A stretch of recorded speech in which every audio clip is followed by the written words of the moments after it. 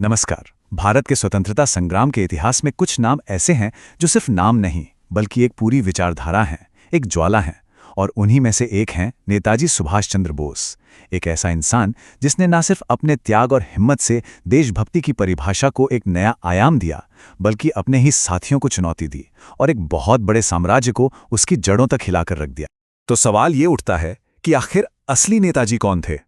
एक होनहार स्टूडेंट जिसने सबसे बड़ी नौकरी को ठुकरा दिया, कांग्रेस अध्यक्ष जिसने गांधी जी को चुनौती दे दी, या फिर वो देशभक्त जिसने देश के दुश्मनों से ही हाथ मिला लिया? आज हम इन्हीं सवालों के जवाब ढूंढने की कोशिश करेंगे। चलिए साथ मिलकर समझते हैं उस शख्सियत को जिसकी जिंदगी का हर पन्ना हिम्मत और रहस्य की एक नई कहानी कहता है। तो चलिए एक कहानी शुरू करते हैं बिल्कुल शुरुआत से, उनके जीवन के उन शुरुआती सालों से जिन्होंने उनके अंदर एक क्रांतिकारी की नींव रखी। जरा सोचिए, 1897 में जन्म, बेहतरीन पढ़ाई लिखाई और फिर 1920 में वो कामयाबी जिसका सपना उस दौर का हर पढ़ा लिखा नौजवान देखता था। आईसीएस में चौथी रैंक। ये एक शानदार पावरफुल भविष्य का सीधा टिकट था। लेकिन सुभाष के लिए देश किसी भी पद से बहुत बड़ा था। 1921 में उन्होंने उस नौकरी को ठोकर मार दी। एक ऐसा फैसला जिसने सबको हैरान कर दिया। उनका तर्क बिल्कुल सीधा और साफ था, जो सरकार मेरे देश पर जुल्म कर रही है, मैं उसकी सेवा कैसे कर सकता हूं? ये उनके अटूट देशप्रेम का पहला बड़ा सबूत था जो उन्होंने पूरी दुनिया को दिया। तो आईसीएस छोड़ने के बाद वो भारत लौटे और अब शुरू हुआ उनकी जिंदगी का एक नया अध्याय। वो सीधे आजादी की लड़ाई की मुख्य धारा में कूद पड़े। अब हम देखेंगे उनके राजनीतिक जीवन का वो दौर जब वो भारतीय राष्ट्रीय कांग्रेस के अंदर एक बहुत बड़ी और ताकतवर आवाज बनकर उभरे। कांग्रेस में आते ही वो किसी रॉकेट की तरह ऊपर उठे। उनकी लीडरशिप क्वालिटी और करिश्मा सबसे अलग था। वो सिर्फ एक कार्यकर्ता नहीं थे, वो अपने जोशीले भाषणों और क्रांतिकारी विचारों से कांग्रेस के नौजवानों के लिए एक आइकॉन बन गए। ये वो नौजवान थे जिन्हें अंग्रेजों से रियायतें नहीं बल्कि पूर्ण स्वराज चाहिए था, यानी पूरी आज़ादी। 1938 में हरिपुरा में उनका कांग्रेस अध्यक्ष चुना जाना इस बात का साफ संकेत था कि पार्टी में उनका कद कितना बड़ा हो चुका। लेकिन कांग्रेस के अंदर सब कुछ ठीक नहीं था। बोस और गांधीवादी नेतृत्व के बीच सोच का फर्क गहराता जा रहा था। इस स्लाइड पर आप ये फर्क साफ देख सकते हैं। एक तरफ गांधी जी थे, जिनका अहिंसा और शांतिपूर्ण संघर्ष में अटूट विश्वास था, तो दूसरी तरफ थे बोस, जिनका मानना था कि आज़ादी पाने के लिए कोई भी तरीका, अगर जरूरी हो तो बल का प्रयोग भी जायज है। वो अंग्रेजों से बातचीत नहीं बल्कि उन्हें सीधा अल्टीमेटम देना चाहते थे। ये सिर्फ तरीकों का नहीं बल्कि सोच का एक बुनियादी फर्क था। और फिर आया साल 1939, एक ऐसा साल जब ये वैचारिक मतभेद खुलकर सामने आ गया। ये साल न सिर्फ बोस के लिए बल्कि आज़ादी की पूरी लड़ाई के लिए एक बहुत बड़ा टर्निंग पॉइंट साबित हुआ। 1939 में त्रिपुरी में कांग्रेस अध्यक्ष का चुनाव हुआ। गांधी जी का समर्थन था डॉक्टर सीतारामैया को, लेकिन जीते कौन? सुभाष चंद्र बोस। ये कोई पर्सनल लड़ाई नहीं थी, ये दो विचारधाराओं की टक्कर थी। बोस देख रहे थे कि दूसरा विश्व युद्ध शुरू होने वाला है और ये ब्रिटेन पर दबाव बनाने का सबसे सही मौका है। लेकिन कांग्रेस वर्किंग कमेटी के ज्यादातर सदस्य उनके साथ नहीं थे। जब उन्हें लगा कि वो अपनी आक्रामक नीतियां लागू नहीं कर पाएंगे, तो उन्होंने पद पर बने रहने के बजाय अपने सिद्धांतों को चुना और अप्रैल 1939 में अध्यक्ष पद से इस्तीफा दे दिया। लेकिन क्या बोस हार मानने वालों में से थे? बिल्कुल नहीं।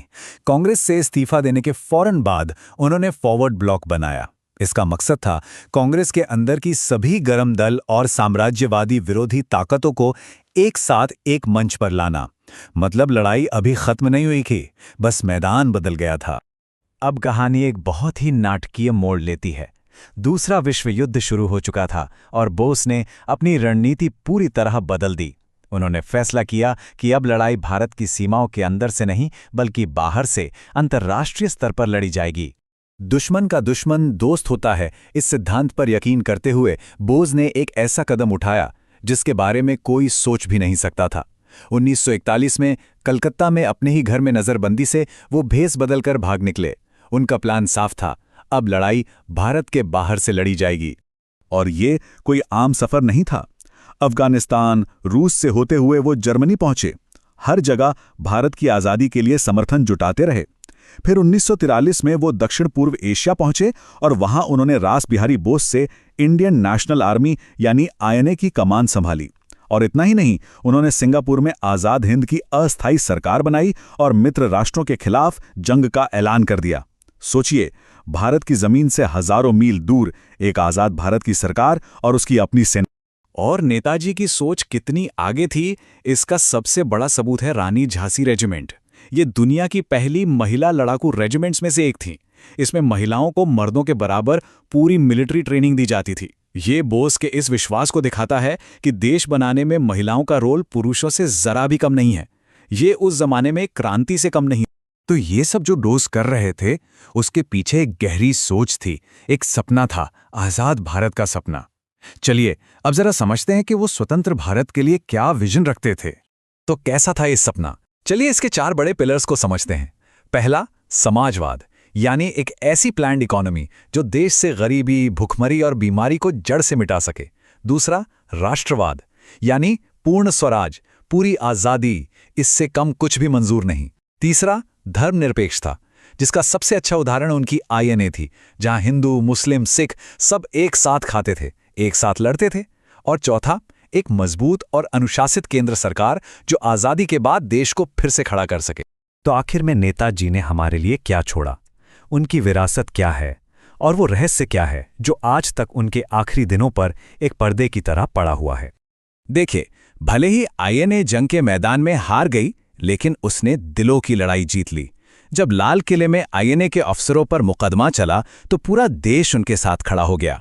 इस घटना ने अंग्रेजी हुकूमत की मनोवैज्ञानिक जड़ों को हिलाकर रख दिया। और फिर वो रहस्य, 18 अगस्त 1945 की तारीख, जब कहा गया कि एक प्लेन क्रैश में उनकी मौत हो गई। कई कमीशन बने, जांच हुई, लेकिन आज तक ये रहस्य पूरी तरह सुलझ नहीं पाया है। और ये उनके जीवन की कहानी में एक और रहस्यमयी परत जोड़ देता है। अंत में उनके ये शब्द, ये सिर्फ शब्द नहीं है, ये उनकी पूरी सोच का निचोड़ है। उनके लिए आज़ादी का मतलब सिर्फ अंग्रेज़ों का चले जाना नहीं था। आज़ादी का मतलब था हर इंसान की आज़ादी, चाहे वो अमीर हो या गरीब, मर्द हो या औरत, हर किसी के लिए सामाजिक और आर्थिक बराबरी। तो आज जब हम यहाँ बैठे हैं तो ये सवाल सोचना लाजमी है। बोस अनुशासन, बलिदान और एक मजबूत राष्ट्रीय इच्छा शक्ति पर जोर देते थे। आज जब हम आने वाले कल का भारत बना रहे हैं तो उनके ये आदर्श हमारे लिए कितने मायने रखते हैं?